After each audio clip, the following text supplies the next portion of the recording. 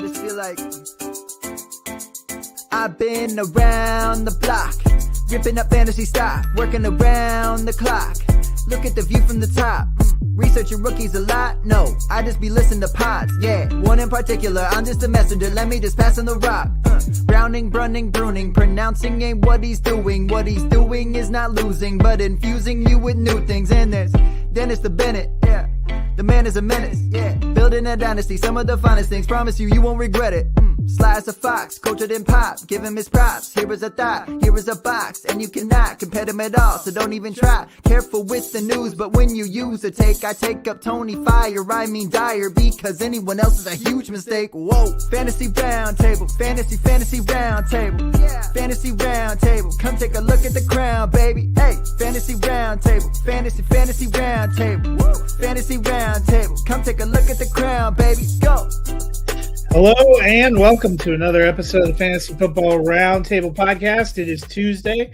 Week 7 is in the books. Many of our favorite wide receivers are in a hospital somewhere. It was another tough week. The only good thing I will tell you about Week 8, which is coming up, is for reasons surpassing understanding, there are no buys in Week 8. So maybe that'll help fill some of your lineup holes. But it's going to get almost impossible to go without having some kind of injury-related lineup hole. How are your teams faring, Dennis?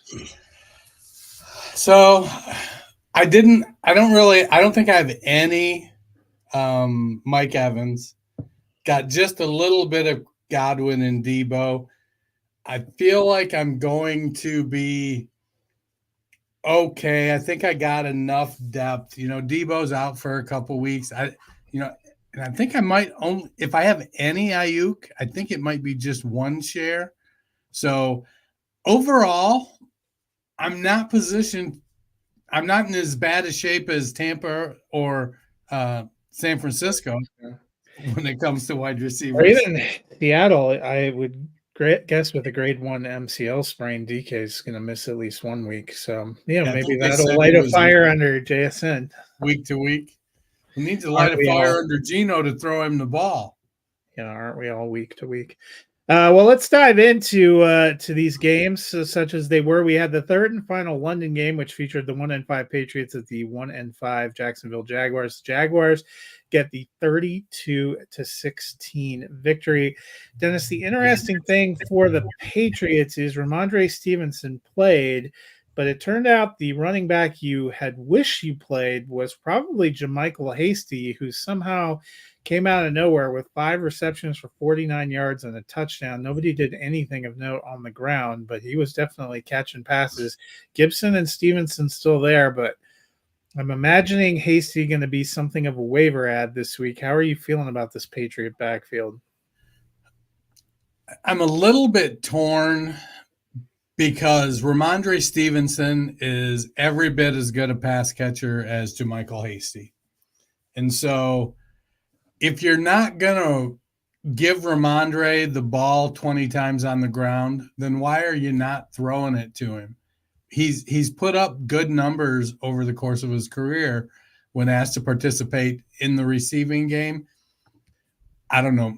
Maybe, just maybe, I was in Gerard Mayo's corner, but maybe he's in over his head. And, we got to suffer some growing pains while he figures out some stuff. I saw a little bit of stuff this week where there were people in Mike Vrabel's corner, but Robert Kraft was like, I think he's going to want too much power, like Belichick wanted too much power, and I'm going to go with this other guy that I think I can control a little more right now. Ramondre, they have targeted him a few times. He has 15 receptions, but he hasn't done a lot. Only 44 total yards on those receptions. And you're seeing like 2 receptions for 9 yards against Seattle, 4 for 19 against San Francisco, 4 for 3 against Miami, 2 for 7 last week. I'm wondering, too, if Ramondre's not back at full health, and maybe since they were way behind, they just inserted Hasty and figured he'll be better at blocking and running at 2-minute. The one that leaves me curious. I haven't seen that Antonio Gibson got injured, but He did not. He only had one target and only 3 carries, so he wasn't a big factor either. Yeah, and I'm basing my Ramondre take on the fact that in 22 he had 88 targets and 69 receptions. Now, Nice. let's see. What's that? I said nice. 69 receptions. Yeah. Sorry, I'm still catching up. I got home late and the wife was like, "Hey, make taco meat. I'm going on a bike ride." So it looks like, 12 receptions for 119 yards so far for Antonio Gibson. It just felt like a weird game decision. All this to say, like, I get people adding JaMychal Hasty, especially in deep leagues, because who knows? But I'm not sold that this was anything more than a weird aberration. Because it does feel like they spent more money on Antonio Gibson. They've talked about using Antonio Gibson. It's I don't know. It's New England. They're not great this year. I think if anything, what we've seen is that you can play Hunter Henry and now Drake May. I think Drake May is definitely flex worthy. Meanwhile, on the other side, Travis Etienne missed with the injury. Not a lock that he comes back this week, but even if he does, Tank Bigsby thriving again, 26 carries, 118 yards, and 2 touchdowns. He now has 415 yards and 4 touchdowns on 67 carries. He's averaging 6.2 yards per carry this season. Do you think he's carved out a bigger role for himself? I don't know if he's carved out a bigger role or if he just smashed through the door like a tank and took it. I mean, he's a complementary back to what Travis Etienne does. Etienne is a perimeter back. He doesn't have as good a vision, I don't think, as Tank does. And, this is what they envisioned for Bigsby last year. But the step up in competition was a little much for him. And after, it felt like he had some confidence issues after fumbling and missing a couple passes. Now, they're still not using him in the pass game. But if he's going to get 20 carries, averaging, 6 yards a carry, he was 26 for 118 and 2 touchdowns this week. It does feel like you have to be wary of him getting game scripted out. They did they did throw to D'Ernest Johnson 4 times, and with only 20 pass attempts, if they have to throw it 30 times or more, I do think that we may see more Travis Etienne in those types of situations, and that would limit Bigsby's exposure. But to me, it's the passing game now. It goes through Michael Thomas and Evan Ingram, or Brian Thomas and Evan Ingram. Yeah, Michael Thomas wishes he was back. The Atlanta Falcons hosted the Seahawks. Seahawks snapped the 3-game losing streak with a 34-14 victory. Big game again for DK Metcalf, 4 for 99 and a touchdown, but he got an injury to his knee. It has been revealed to be a MCL grade 1 sprain. I think it's likely he probably misses at least this next game. If he is out, what are you feeling about Lockett and JSN? I think Lockett can provide a deep threat. He's done that in the past. Neither of them are going to provide the just sheer overpowering presence that he does. Jake Bobo will slide into that role. Jake Bobo, however, is not fast. But he's a big receiver, and he's flashed and made plays. But I would expect that Metcalf, Lockett, and Noah Fant will be the primary beneficiaries. And we've also seen Kenneth Walker getting decent pass volume in some games as well, as he's really, put up some good stuff. Zach Charbonnet, he may end up being flexible with DK Metcalf out, but I think the passing game is really going to run through those other 2 wide receivers and Noah Fant.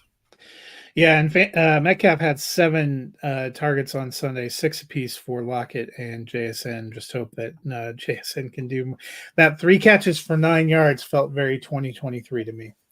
Meanwhile, for Atlanta, what do you make of this passing game? You know, Kirk Cousins, he feels like he's been up and down a little bit, but it seems like we're kind of consolidating. The targets are flowing through Pitts, London, and Mooney. Are you feeling better about those 3? I love that. And it I don't like to see Kirky with 2 interceptions, but the funnel, the funnel has narrowed. And Pitts had 9 targets, London and Mooney 8, and Bijan 5, and that's the top of the list there. Ray McLeod with 4 targets was probably still too many, but I like that they recognize we have some elite talent, and Kirk is smart enough to get the ball to them. If we can keep that kind of target flow moving along on a weekly basis, they're going to continue to produce. I mean, Atlanta is top 8 in attempts and completions, and they have the 4th lowest sack rate. So that bodes well. I mean, Kirk's not a mobile guy coming off that injury. If that offensive line has gelled and is protecting him, and with those pass weapons, you got Mooney who can beat anybody deep. He's so fast. And London is a big guy. Pitts is a mismatch. And then you have Bijan and Algier. It looks good in Atlanta. The Buffalo Bills hosted the Tennessee Titans 34-10. The Bills get the victory. Dennis, kind of a mild surprise to me. Saturday night, they said the shoulder injury for Will Levis got worse or became a good excuse. He got pulled, and Mason Rudolph went in. They were actually up 10-7 at the half. A lot of people talking about this offense looking better. Did you think it looked better with Rudolph? He finished 25 of 40 with 215 yards, a TD, and an INT. Not incredible stats, but considering Will Levis was sub 100 the last game he started, maybe it is an improvement.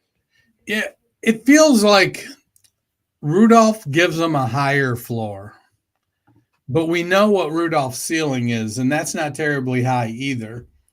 He's an Andy Dalton-esque backup at this point. That's, when your number one goes down, it's exciting for him to come in because you're comfortable. He's going to make the right reads, make the right throws. There's physical limitations and stuff that are going to they just prevent him from being an actual long-term starter. Unfortunately for Tennessee, the number one is Will Levis. So while he's got a great arm and is a great athlete, he doesn't make great decisions and doesn't get the ball where he needs it to go. Ridley, again, 9 targets, but only 3 catches. So that's an improvement over last week's 0 for 8. You're moving in the right direction, I guess. That's the best thing going. DeAndre Hopkins, it seems, had a courtesy completion to keep his games with a catch streak intact. If he's not, like, DeAndre Hopkins was an elite wide receiver, and if he's not that anymore, Eli Manning him, put in Daniel Jones there and just let somebody else. I mean, Nick Westbrook-Ikhine seems to be the touchdown guy. I say that jokingly, but I don't know. The team is a mess. Yeah. Well, I do like what they've gotten out of Tyler Boyd, maybe some familiarity with the system. Meanwhile, for the Bills, they welcomed Amari Cooper in. He caught a touchdown on his first reception, but pretty even splits, 7 targets apiece for Shakir and Coleman, 6 for Dalton Kincaid, 5 for Amari Cooper, all of them fairly productive. How did you feel about this new look Bills passing game? Well, it was nice to see Josh Allen go over 30 pass attempts. That was a good thing for fantasy. It was his season high, and the 21 were his second most completions. So hopefully he can get on track and throw a few more passes now that he has Amari Cooper. And I think Cooper's presence will balance the defensive coverage a little bit, allowing for, Khalil Shakir and Keon Coleman and Dalton Kincaid to step up. But I mean, Cooper, 66 yards and a touchdown in his first game. I think once he gets more familiarity with the offense and what Josh Allen can do, it'll definitely be a good thing. I think Curtis Samuel got injured, so he's probably going to fade off into the ether now. And it'll be Coleman, Shakir, and Cooper, and Cook, and Kincaid, and Dawson. I think that makes the most sense anyway, given the weapons that they have. Yeah. I don't think Curtis Samuel signing ever quite panned out the way some of us thought it might. I like that they spread it around, and I think 7 targets. If the accuracy is good, I think 7 targets per game will make all of these guys fairly productive. In the Battle of Ohio, the Cincinnati Bengals got a 21-14 victory. Dennis, the Bengals were 1-4. They've won the last 2, now back at 3-4, 3-1 on the road, 0-3 at home, curiously. How are you feeling about the Bengals as a contender in the AFC? Somebody's got to be, right? Well, we have a pretty good cream of the crop, it seems like, developing with Buffalo and Baltimore, Kansas City, and Houston.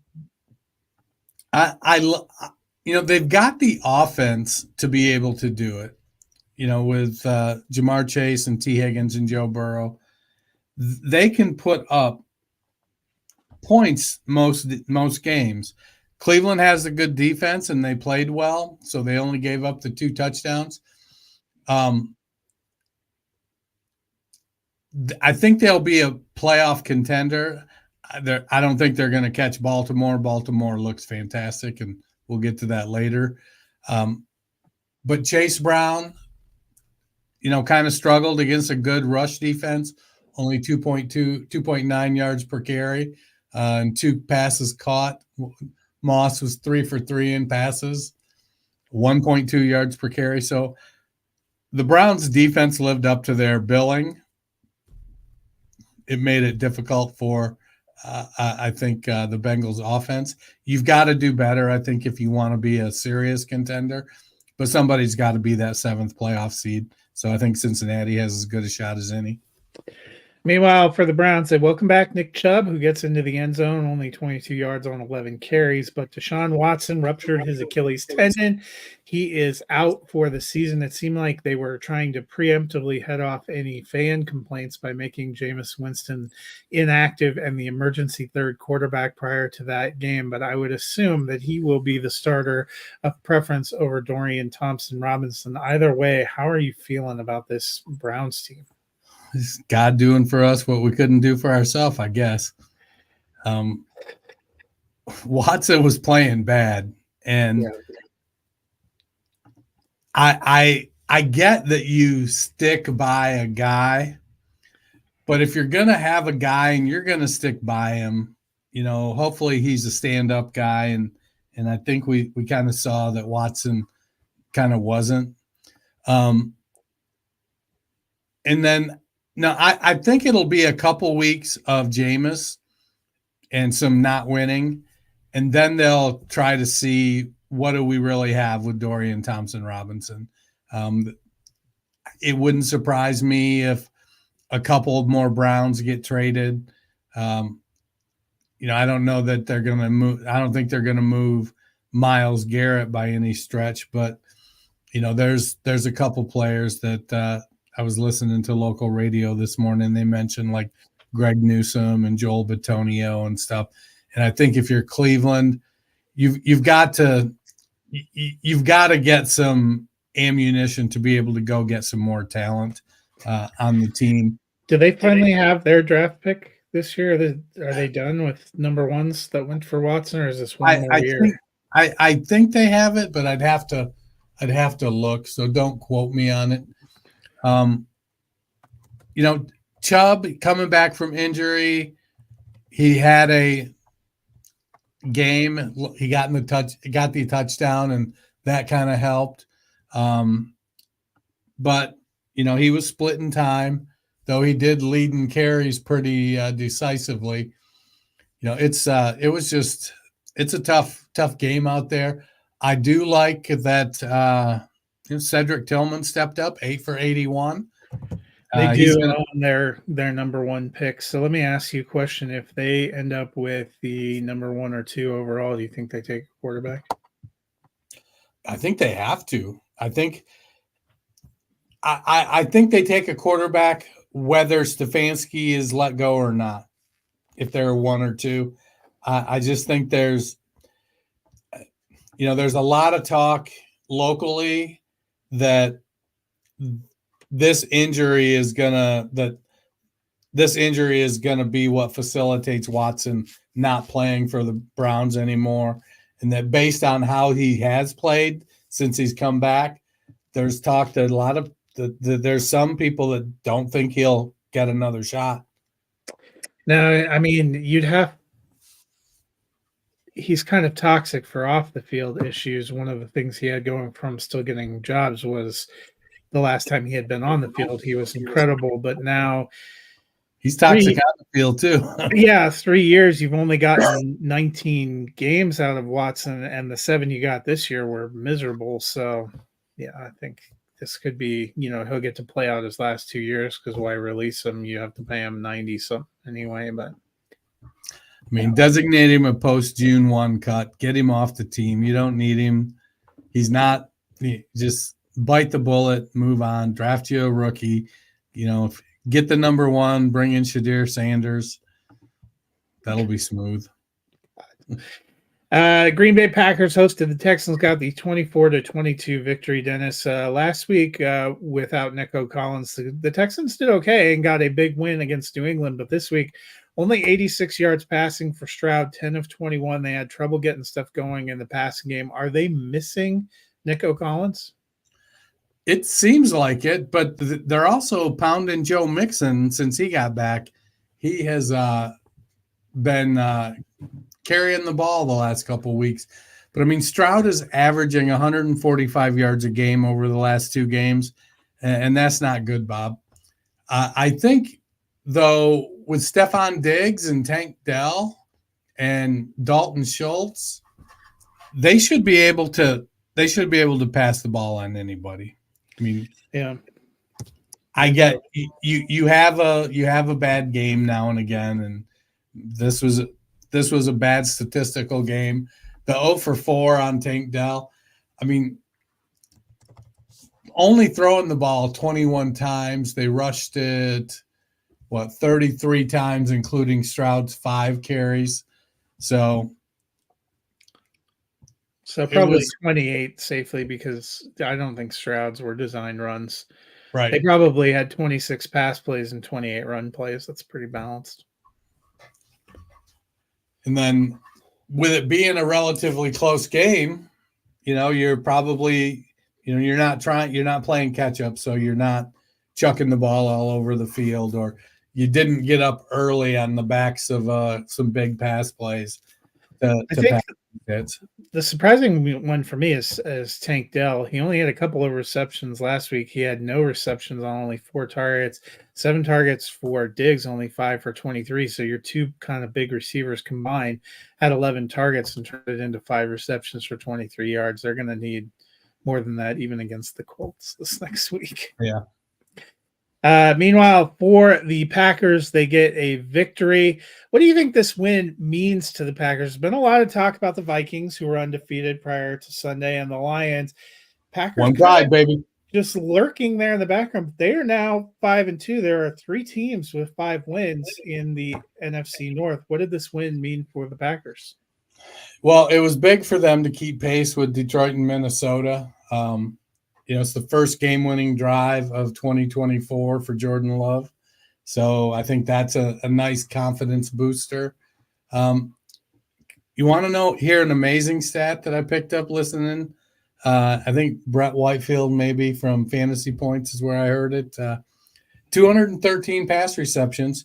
Josh Jacobs' first receiving touchdown. Well, he didn't always have a coach that saw him as a pass catcher. Right. But, But he still caught 213 passes. Dontavian Wicks also got another passing touchdown and Tucker Kraft. So, God forbid we get it to Jaden Reed or at least Dubs had nice receptions day. I mean, the wide receiver breakdown is maddening because they do really have poor, quite an embarrassment of riches. I mean, they probably have the best top 5 wide receiver group, I think. Just think if Aaron Rodgers would have actually believed in their ability to draft, he would have not abandoned ship saying they didn't give him anything, because they did a really good job the last couple of years of pulling in receivers and tight ends. We wondered how it was going to work, and damn if it didn't work really well for them. Well, Aaron Rodgers has serious belief structure issues. I know. We'll get to his sadness in a minute, and no one's happy. It feels like they're settling in with, they've got guys that do different things.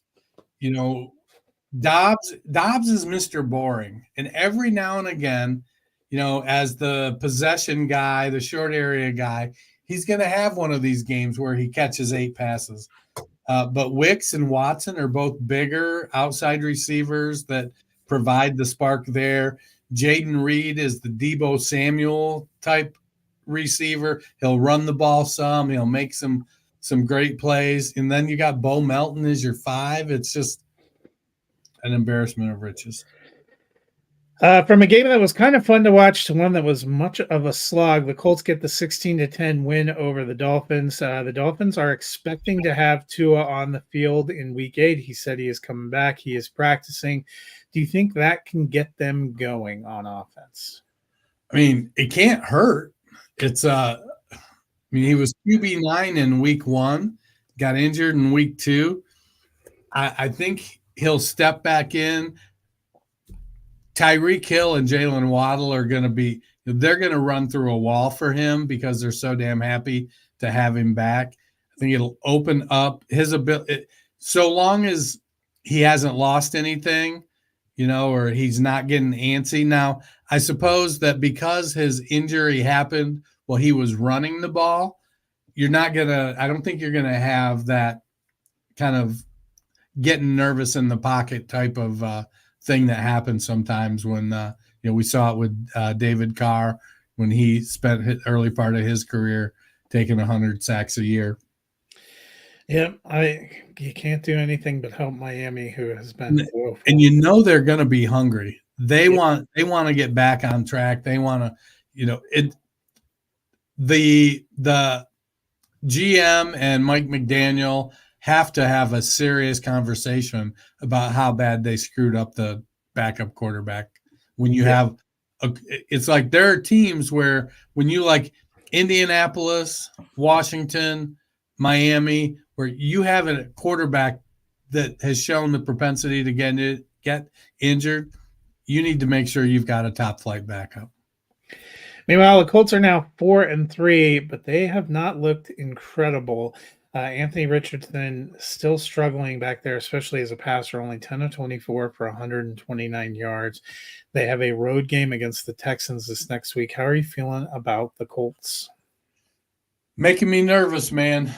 Hopefully Jonathan Taylor gets back and plays this week. That'll be helpful. Watching Trey Sermon get usurped by someone named Tyler Goodson was certainly a thing. Richardson has just been so bad passing the ball. Sub 50% completion rate, just not getting it done there. And selfishly, we want them to play Flacco. Because Flacco we don't have to worry about Flacco running. He's going to make quick decisions. He's going to get rid of the ball. Now, I will say, this week, Richardson, Pittman, and Pierce had the top targets on the team. A.D. Mitchell and Josh Downs were second.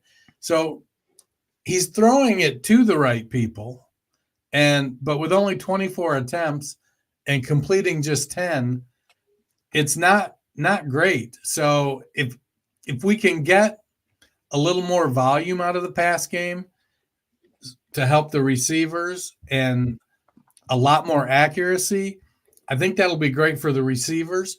But if not, then we need Richardson to go full on Justin Fields, Lamar Jackson in the run game and like pick up the pace there, Hoss. Yeah, he has not had a game in double digits since that week 1 game, and he mostly got those double digits because he hit a couple of YOLO balls in a high scoring game. That's probably the scariest part for those of us that roster him in fantasy. I dropped him pretty far down the ranks for this week. I need to see a little bit better. He's a prove it guy from now on. Like, yeah, you just can't keep rolling him out there. Detroit Lions get the 31-29 victory over Minnesota, making both teams 5-1. Helps get them to first place in the NFC North, but it wasn't all good news. Jameson Williams facing now a 2-game suspension for PEDs. In this game, we did see Khalif Raymond, 4 targets, caught 3 for 39 and a touchdown. Tim Patrick caught 2 for 25. Do either of those guys pique your interest? So when I initially wrote my notes, Jameson Williams had not been put on suspension, and my note was bye week dart throw, because in any given week, Raymond or Patrick can get you, 3 for 50 and maybe a touchdown. Well, now that they are, each of them have kind of bumped up the rotation a notch. Now it's like, is Goff going to start throwing the ball more? That's really like Sam Laporta is killing us fantasy managers, but they're just not throwing the ball, and their run game has been so dominant. And Amon-Ra St. Brown is the unquestioned top dog, top lion, if you will. So it's a little bit disconcerting trying to get any value out of any Lions player that's not Gibbs, Monty, or St. Brown. So I think that, you're not going to be faced with it in week 8 because there are no buys. But when we get back into the buys, Khalif Raymond and Tim Patrick, and I probably lean towards Patrick a little more, but they're low end flexes at best with upside prayer. Yeah, Patrick is the one that I'll have higher, but I'm with you. I think it's Amon-Ra. I'm still playing Laporta, and they have 2 great running backs. But my call of Jared Goff as an MVP candidate is looking better and better by the week. I really have to send a thank you to him. We thought the Vikings might activate TJ Hawkinson for week 7. They did not, but it looks like he should be poised to be back on the field in week 8. They did have 6 targets to tight ends, Johnny Munt and Josh Oliver. How do you think this pass offense changes when they get Hawkinson back? You got to love that 5 catches for 13 yards. That's a big old stat line. Yeah, that's going to be a lot for him to top there. So last year, Hawkinson was tight end 4, playing with Justin Jefferson, Jordan Addison, and Kirk Cousins. He was tight end 2 in points per game. With Justin Jefferson healthy last year, he was actually tight end 3 the first 5 games, but I think Addison was out early last year. So, the Vikings, here's my concern. Hawkinson is good. I get that. Justin Jefferson is really good, and he's going to get his share. Jordan Addison, he's shown that he can be productive for fantasy with a limited amount of targets. In 2023, the Vikings had the 4th most pass attempts in the NFL. If you had to guess where they are this year, where would you guess? Probably like 4th or 5th. They are 2nd fewest in the league. Now, this is attempts per game. I sorted it because teams with bye weeks and whatnot. They went from 4th most to 2nd fewest pass attempts per game. They've still been really productive with all their passing game weapons. Yeah, they've got, but now you're going to add TJ Hawkinson, who, he comes in that he's not a Johnny Munt or Josh Oliver that's going to have this low yardage on a few targets. Hopefully you get a touchdown. Hawkinson is he's an attention tight end, a 6 for 80 tight end. Will that be there for him if they are passing it so much fewer? I don't think it hurts Jefferson, but it might take away targets from Jones, Naylor, and Jordan Addison.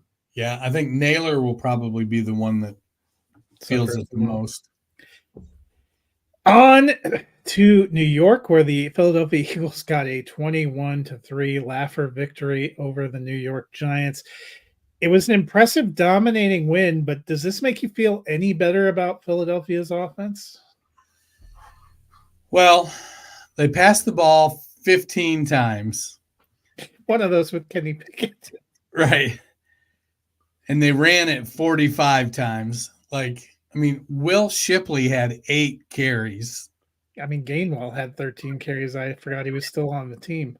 And, I'm a Shipley fan. I think he's a guy that could be, one of these third down backs, change of pace backs. I think that he's got that potential.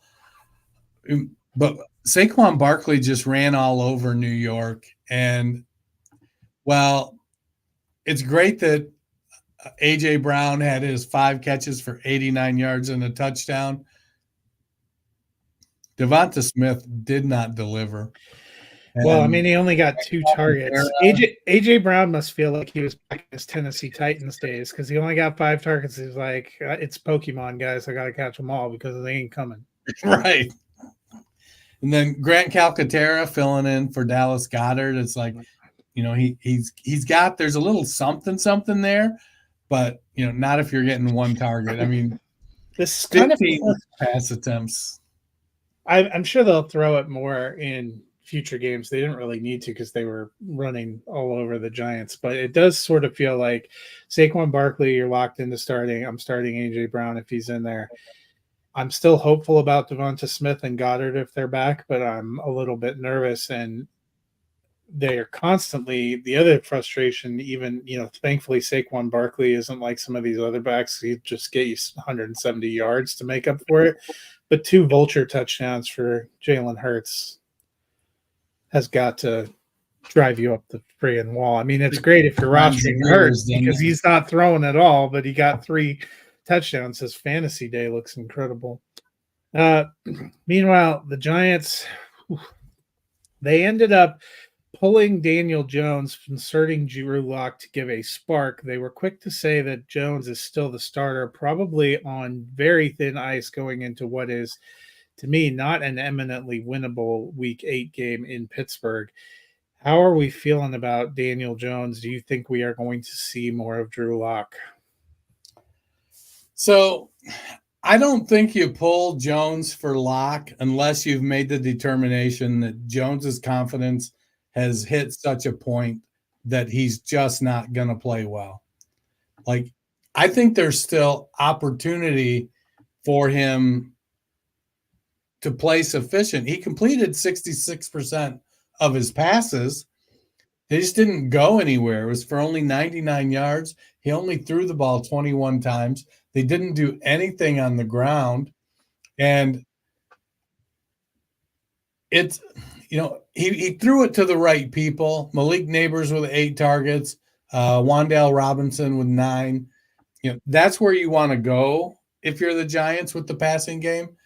But they didn't do a whole heck of a lot on the ground. What Tyrone Tracy, 6 for 23, was their leader. It was, Philadelphia's got a good defense. The Giants aren't going to go very far without Andrew Thomas. They're bringing in DJ Humphries for a look, former Arizona Cardinals tackle. How shitty is Michael Thomas that he's not even getting option? MVS moved. The Saints literally signed MVS. I think Thomas. I think there's issues with the ankle. He wasn't fast to begin with, And I know then it's amazing to me. Like you are plumbing the depths and you're looking at, even a team that should know him that's desperate for wide receivers is like, nah, dog, we're good. well, I mean, I wouldn't be surprised if there's like some front office conflicts with Michael Thomas and the Saints. Probably. They crack I mean, crack up's the wrong word. It's just amazing. So you have lived through the Drew Lock experience. So I don't think he's any not better. their I don't savior. think he's any worse. The Giants. So fascinatingly enough, we know everything about the Giants process this offseason because they consented to be the offseason version of Hard Knocks, and I watched it very interestedly. And I can tell you their owner was pretty chapped and said his worst nightmare was seeing Saquon Barkley leave and go to a division rival and come back and run all over them.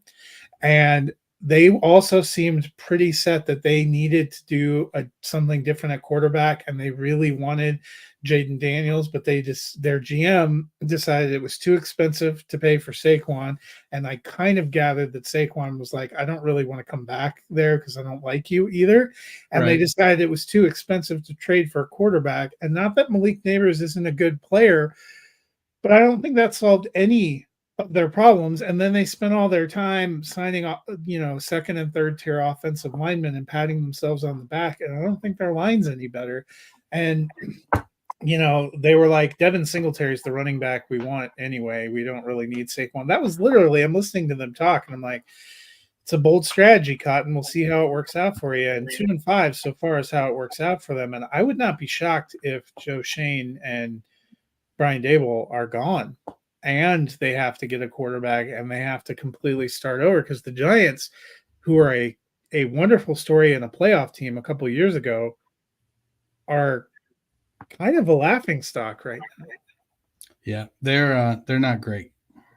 Speaking of laughing stocks, Las Vegas Raiders going in to face the Rams, lost 15-20. It was a closer game than I thought it was going to be. We did not get Cooper Kupp back this week. Hopefully he will be back for week 8. But first, looking at the Raiders, I don't know if there's a lot to say about the Raiders, Dennis. Aiden O'Connell broke his thumb and is now out for at least 6 weeks. Gardner Minshew came off the bench, gave up 3 interceptions. They traded Devontae Adams. Jacoby Myers can't seem to get healthy. They have no running game. I mean, what are the chances they even win another game this year?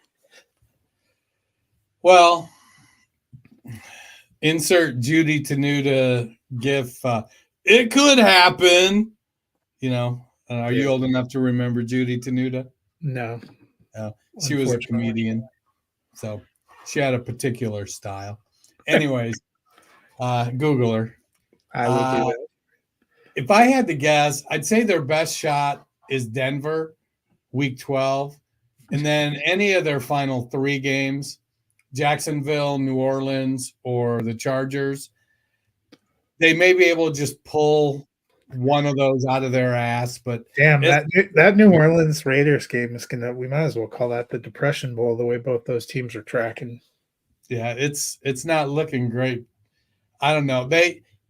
Madison is playing well. Zamir White is now gone. Not playable. Yeah. Madison's like a low-level flex for me. Catches.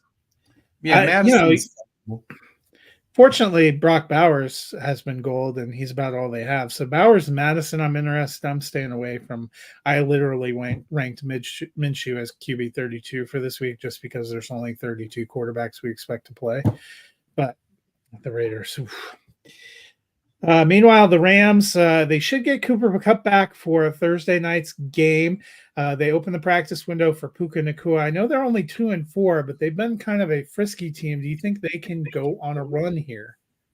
Well, it depends if Kyron Williams can pick him up and put him on his back. I mean, that seems to have been what they got going on.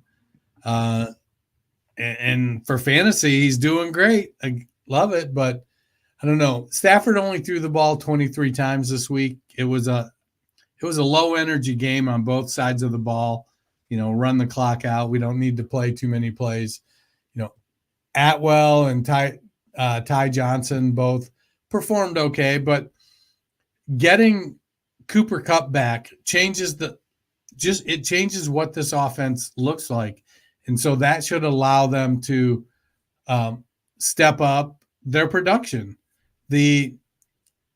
Matt Stafford is a good quarterback. He's not an elevator. He's going to take guys. He's in a good system, and if they've got the right guys, he's going to execute it really well, and you're going to feel very, very positive about it.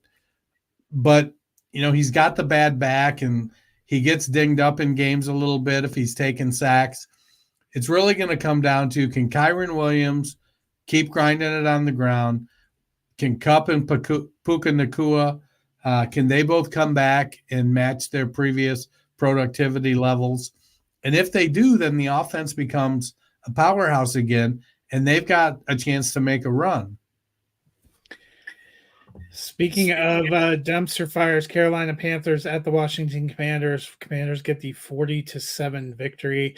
Dennis, Carolina feels a lot like the Raiders, a team that just does not have a lot going on for them. You're nominally playing Deontay Johnson, maybe Jatavian Sanders as a desperation tight end. The best part of their offense has been Chuba Hubbard, but it looks like they're going to start working in Jonathan Brooks this week. So what are you doing with the Panthers? I love Jatavian Sanders. I did pick Jatavian Sanders up and play him this week in a league. I think and I tried to execute a trade in another league to get Sanders thrown in on, but was summarily dismissed. Now, Bryce Young got back in there and was 2 for 2. It was for -4 yards, but he did complete both of them.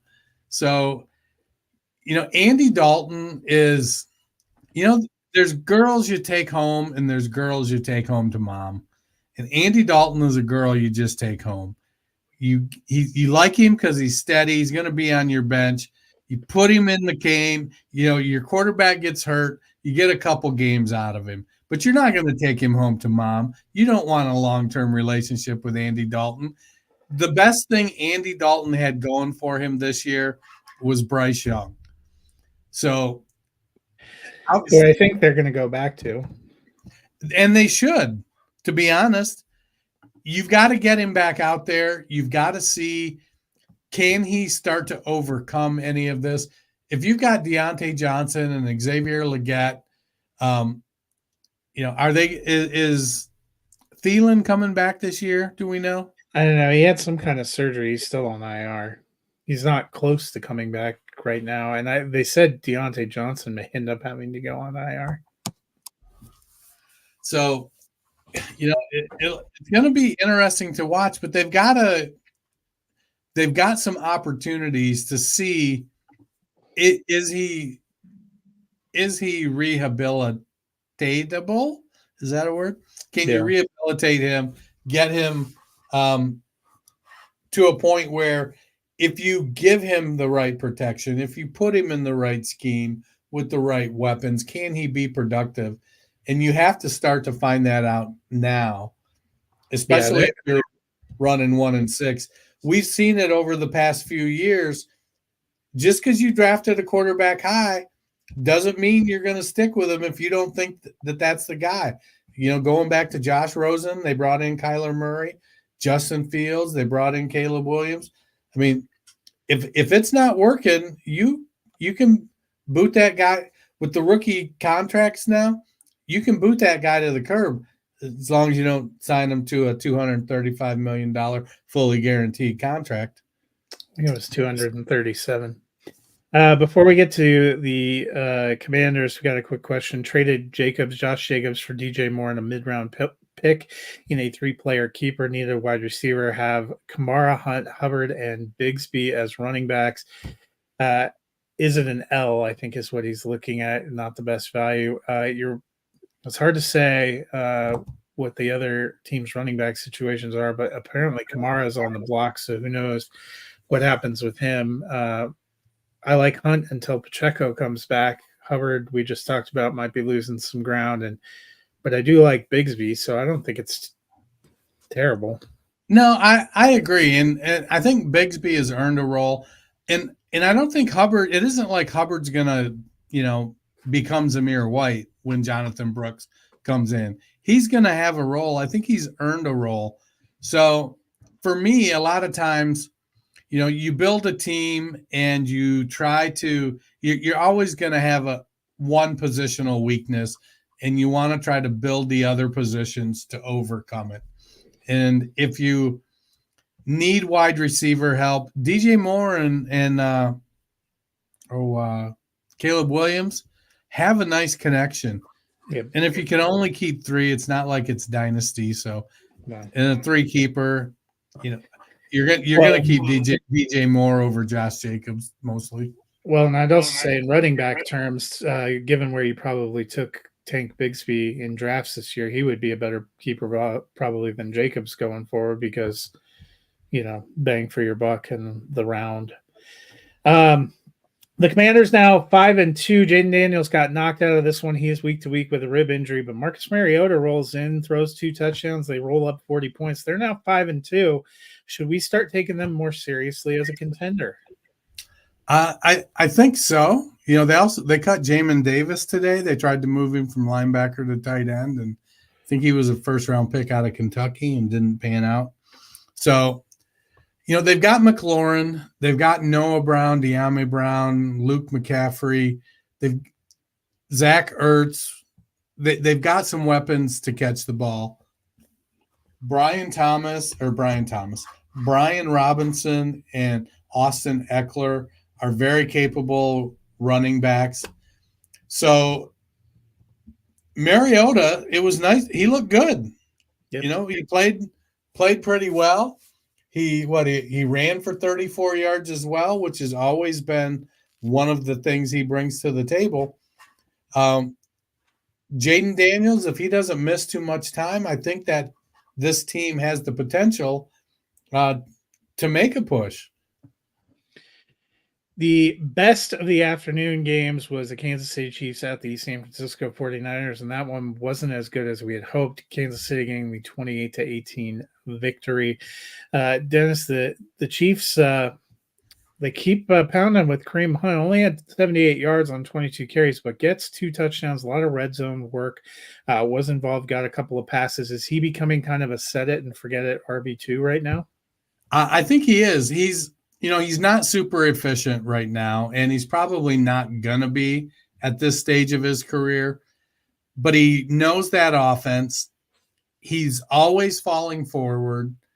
He's steady. He's got a nose for the end zone, and he'll catch a couple passes here and there. He's a good receiver, good pass blocker.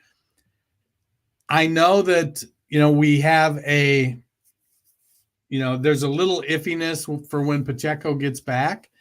I think when Pacheco gets back, it wouldn't surprise me to see Hunt maybe move into the old Jerick McKinnon role.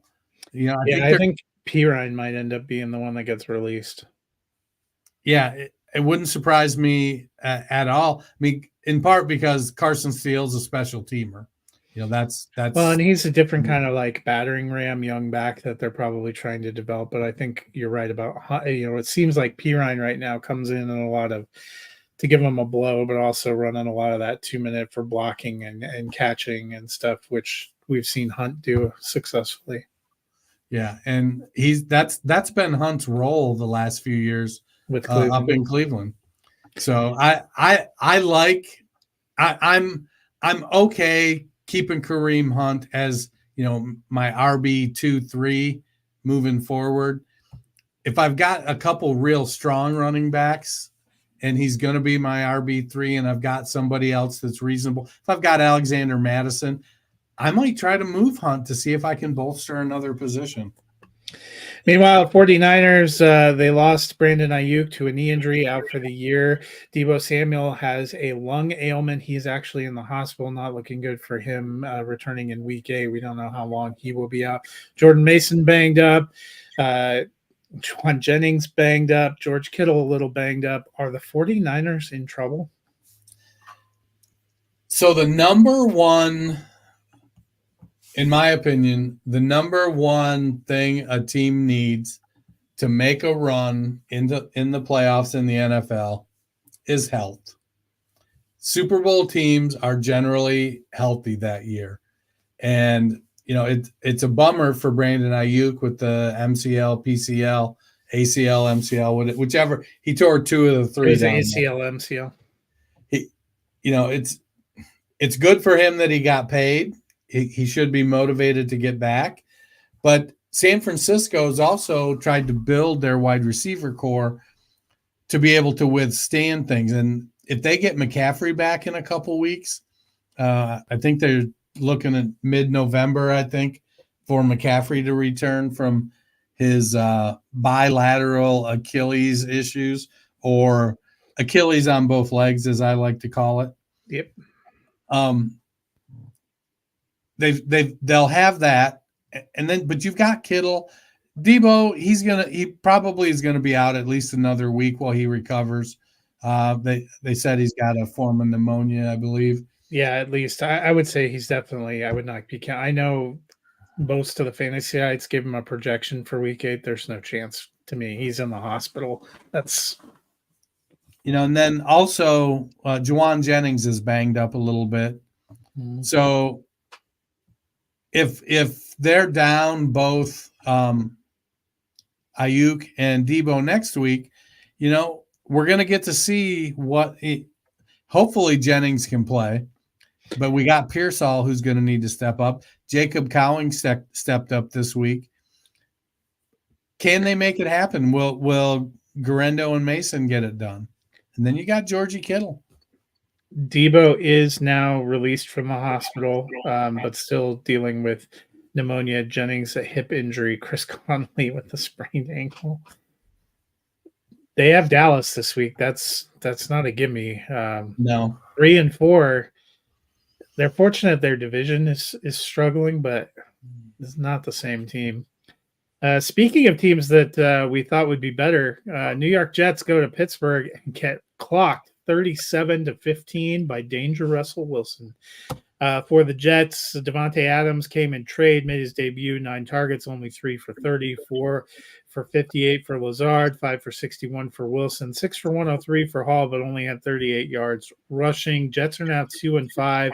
Their only victories over the Tennessee Titans with Will Levis and over the New England Patriots when they had Jacoby Brissett. How are we feeling about the Jets? Well, it was a rough start this week. Indeed. Brees is a must start, and Rodgers loves dumping the ball off to him. He's going to get his, even with just 38 yards rushing. Hall put up a big day. I've seen a little bit where a little bit of talk about how Hall doesn't seem to have the burst he had before the injury, and that may be so. It does take, a couple years to get fully back, so he may be even better next year. Devontae Adams he's going to get settled in just fine, and Garrett Wilson is going to continue to get good volume. I think that those are the 3. You can't really go anywhere else on the team.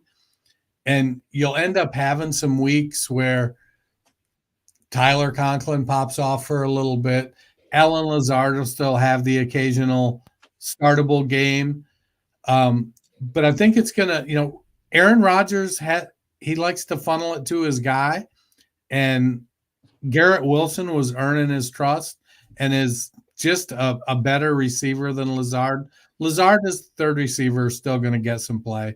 And there will be games when either Lazard Wilson or Adams suffer for fantasy a little bit at the expense of Lazard. But I'm looking at this right now as an opportunity to buy a little lower on Garrett Wilson because I still believe in the talent.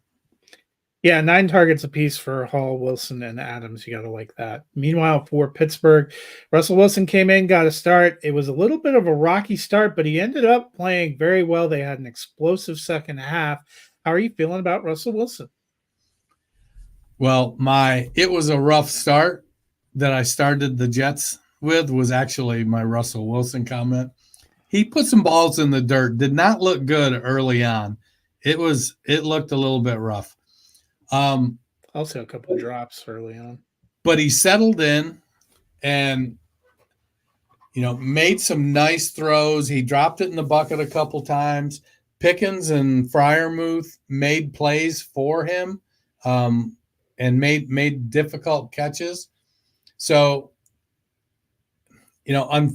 unfortunately for me as a Justin Fields fan, from an NFL perspective, it was the right move to put Russ in. Russ isn't going to run much, but his passing is better. 264 yards on 29 pass attempts, 16 completions. He'll have his ups and downs. Russ is at the stage of his career where he's not flawless, but I definitely think he's worthy of being a super flex consideration every week, and probably should be started as a super flex every week. On to Monday Night Football doubleheader. In the first game, the Baltimore Ravens get the 41-31 victory over the Tampa Bay Buccaneers. Ravens are now 5-2. They have won 5 straight games. No, they don't have as good a record as Kansas City, but a lot of people are talking about them possibly being the best team in the AFC now. Do you feel that way? I mean, it's crazy that at 41-31, it was not that close. It was. No. Yeah, 21 fourth quarter points for Tampa Bay that came at quite a steep cost. It was, the way the Ravens are playing right now, I mean, Rashad Bateman, 4 for 121 and a touchdown, just putting up numbers. Unfortunately, Zay Flowers only went 1 for 11, so that wasn't good. They didn't really need him when you can run. I mean, they're the rare one that 5 passing touchdowns for Lamar, and they still ran for 244 yards.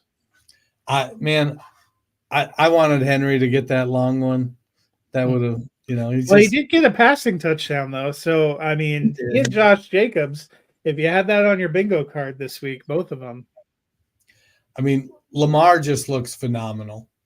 And only threw the ball 29 times, 281 yards and 5 touchdowns. I'm going to join the chorus of people out there saying, I know he was the MVP last year, but he's playing better this year. And Derrick Henry looks like a monster in this offense. And Justice Hill, I think Hill is a weekly flex consideration. What, he have 3 targets, 44 yards and a touchdown? So is Bateman. I mean, we made jokes, but they saw something in Bateman, and he's finally looking something akin to the first-round pick he was a couple years ago. It's wild that occasionally we get the old traditional third-year breakout wide receiver like we always expected back in the old days until we got spoiled with, Odell Beckham and guys like that. Is it only his 3rd year? I feel like it's possible it's his 4th year. I don't know, 2021, so 21, 22, 23. Yeah, this is his. It's that rare 4th year breakout because he got a new contract. That's why we were laughing about it. Meanwhile, for the Buccaneers, they recovered an onside kick, which was amazing, which led to Chris Godwin getting his ankle dislocated, which was not amazing. He is likely out for the year. Mike Evans injuring his hamstring. They said he is out until at least week 11. 2 great wide receivers now missing. What does that do for Baker Mayfield in this pass offense? Well, we'll have to see how quickly Baker Mayfield injures Sterling Shepard, because we all know Sterling Shepard, as good as he can be. Who would have thought Sterling Shepard would outlast Godwin Evans? Right. Because Shepard is fragile. He's always been a good slot receiver. Well, Palmer, McMillan, and Shepard have all rotated out with injuries the last few weeks. Evans and Godwin have been the ones there. Now it's those 3 guys. Well, McMillan, if I'm putting my dollar down, I want to put it on McMillan.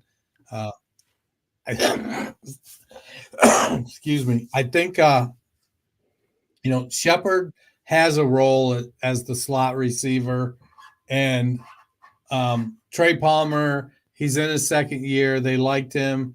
But McMillan, I think, is the one of those three that has the opportunity to be the alpha-ish player.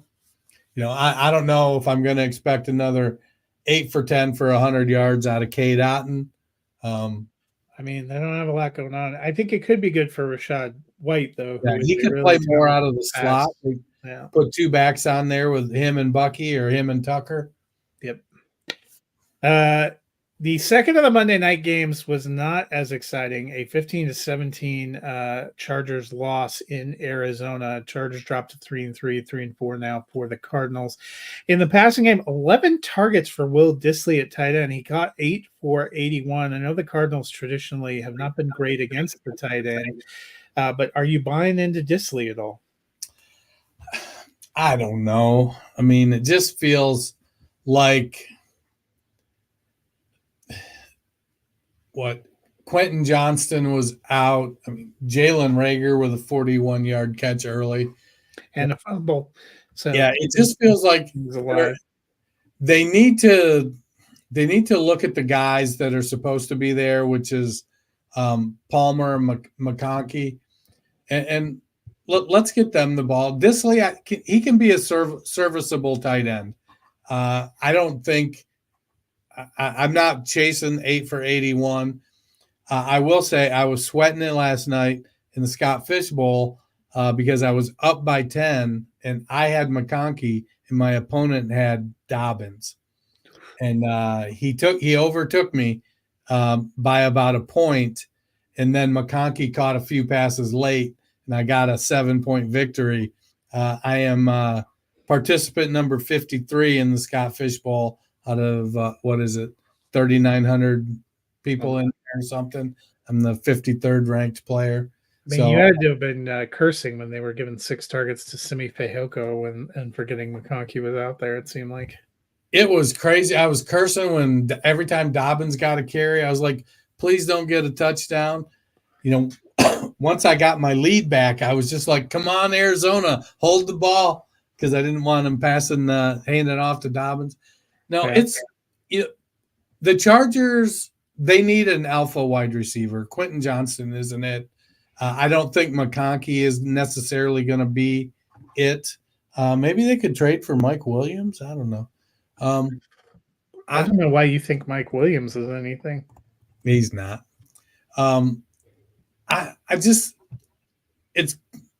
They should have been able to win the game, but I think Joey Bosa was out again. Kyler Murray saved his day again with a rushing touchdown, 44-yard rushing touchdown. James Conner had a great day. I'm still gonna hang on Dobbins there, and Dissly, I don't know. I don't think I can bring myself to start him. I need to see more. I need to see it consistently. But then again, we got a big, ugly tight end room this year all across the league. So, at some point we're just going to say F it and put somebody in and hope it happens. And this week it happened with Dissly. Meanwhile, for Arizona, 21 touches for James Conner, and he accounted for 152 yards, killed it on the ground with another 100-yard day, a couple of big pass receptions. How important is he to this offense? He seems to be the straw that stirs the drink. I've liked Conner all year. It feels like we know he's coming to the end of his useful productivity. So we're going to kind of ride it out and grind it out. They like DeMarcado in the pass game. They didn't throw the ball to him much. Murray only threw it 26 times, only completed 14. It was funny, though, that they brought Clayton Tune in to run the ball a couple times. That was weird, like 3 times. So I'm not like you've got like that's one of the things Kyler Murray is known for. Like, why are you? He did run for a touchdown at least. So yeah, no, I love James Conner. I think he's one of these guys in redraft that right now I'm like, if I need a running back, I'm going to try to go get him. And if I'm a contender in Dynasty and I need a running back, and I'm like, I'm just looking for a 1-year rental, James Conner is a guy I'm going to go try to get. Just a brief update. I just saw the news post. Andy Dalton involved in a minor car accident today, so we will see if that impacts any of their decisions this week. Was the other driver Rice Young? No, it doesn't say who it was, but we will see. The Panthers are in Denver this week. Before we get out of here, we will be back on Thursday night giving you the whole preview, but the Thursday night game will probably be up and going a little bit while we are on the air, so we will preview that. The 5-1 Minnesota Vikings at the 2-4 Los Angeles Rams. What are you expecting from this matchup on Thursday night? Well, I saw today that apparently the Vikings and the Rams are hot in talks for the Vikings to acquire Matthew Stafford.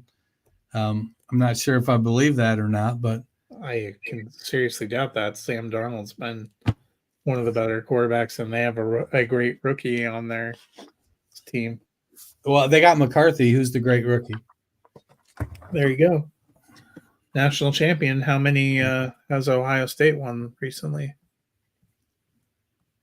Depends on how you're defining recent. I'm not going back to the 50s. Yeah. So then only 5. No, I think the Vikings will, they've got a balanced attack. They're getting TJ Hawkinson back, so that gives them another weapon.